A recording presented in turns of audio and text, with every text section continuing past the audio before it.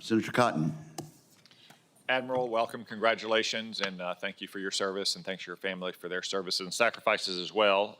As we discussed in our meeting, the United States is in a munitions crisis. We need more munitions of all kinds faster. Do you believe the Navy needs to increase the number of missiles and other kinds of munitions it buys in order to effectively deter and, if necessary, hopefully not, fight and win a war in the Pacific? Yes, Senator. Wars are won with munitions. I certainly agree. To do that, would you say that we need to take an all-of-the-above approach of leveraging our organic industrial base as well as private industry to produce the munitions our warfighters need? Yes, sir. Good. I'm glad to hear it.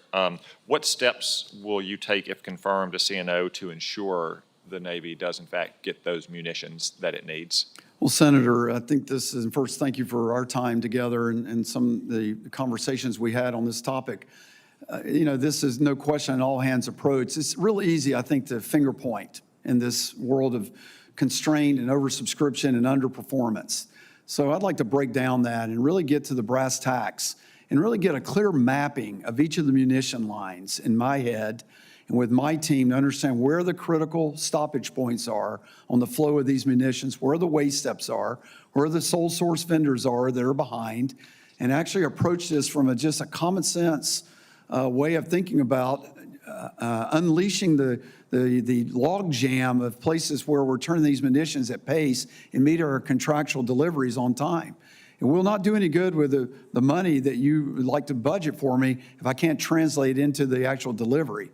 So I need to work with the partners, make sure the Navy's clean on the way we do qualification and validation and certification steps, and I'm doing my role along with the industrial base to deliver these critical munitions, sir. Thank you. We've heard a lot of talk this morning about shipbuilding.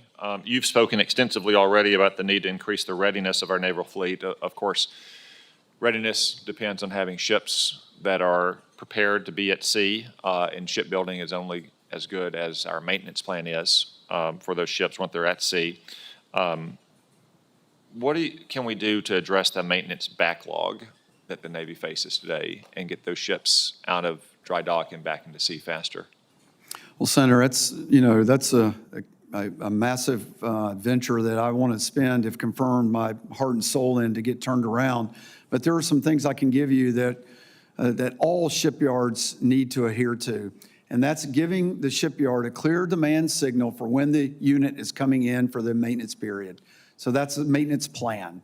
And that planning needs to be stood off with sufficient time that the yard knows it's coming, has the funding and the workforce ready with a clear signal and a stable workforce. Long lead time material. We want the actual parts in the hand of the worker when it's ready to be assembled. And so the technical work documentation is part of that as well. And so so the planning time horizon, the location of where the actual maintenance is going to take place, the readiness to start day one, solid project management, and workforce development and skills are all part of all solutions and to your questions. Okay, thank you.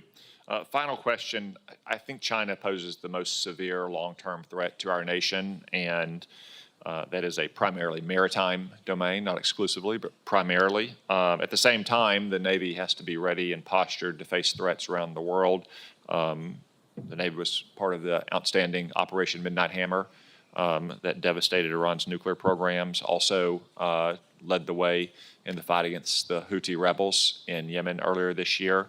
What do you see as the biggest challenges the Navy faces to being prepared, not just to deter the China threat, but also to ensure American leadership around the world on the seas? Well, Senator, I think overall the biggest challenge is a capacity problem. And so that makes us have to think. So when you don't have enough stuff, you really got to put your brain to your schemes of maneuver, your ability to counter targeting, counter ISR, to actually have synchronization. There's an old saying that precision beats power and timing beats speed every time. So we have to bring those types of thinking in. But at the end of the day, mass will matter. It will. And so that's why I need the munitions, I need the ships, and I need to posture them correctly with great intelligence sources to know when and where to do that best. And I do want to thank you for calling out the Navy's role in the Midnight Hammer. I know our Air Force partners get a lot of the credit, but there were a lot of TLAMs that were shot by the submarine force in that as well. So I appreciate that, sir. Yep, they all did a great job. Thank you.